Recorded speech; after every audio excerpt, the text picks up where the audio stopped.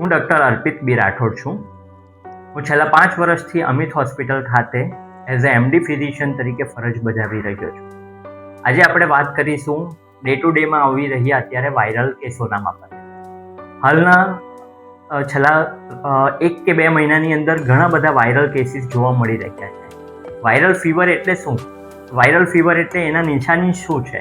તો ફીવર આવવો, ગળામાં ખરાશ થવી, શરદી થવી, માથું દુખાવો થવો, કમર દુખાવો થવું, શરીરના સાંધા દુખવા, મસલ પેઇન થવું, આ બધા વાયરલ ફીવરના સિમ્ટમ હોય.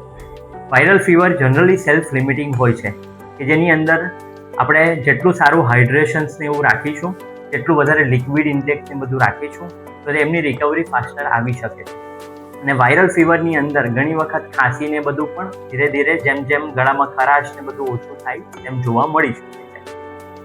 વાયરલ ફીવરની સાથે બીજા બધા ઘણા બધા કેસો જેવા કે ડેન્ગ્યુ ફીવર છે, મલેરિયાનું ફીવર છે, એ બધામાં પણ આવા જ સિમ્ટમો જોવા મળતા હોય. તો આવા કોઈ પણ ફીવર કે એને લગતી કંઈ પણ સારવાર માટે તમે 24/7 અમિત હોસ્પિટલની અંદર આવી શકો છો અને એ સેવાનો લાભ લઈ શકો છો. હું અહીં ડાયાબિટીસ અને બાકીની બીમારીઓ જેવી કે બ્લડ પ્રેશર, થાઇરોઇડ, ખેંચ આવવી, આઈસીયુનું ક્રિટિકલ મેનેજમેન્ટ, એવા બધા જ રોગોની અને ગંભીર કેસોની સારવાર માટે પણ હું ઉપલબ્ધ છું.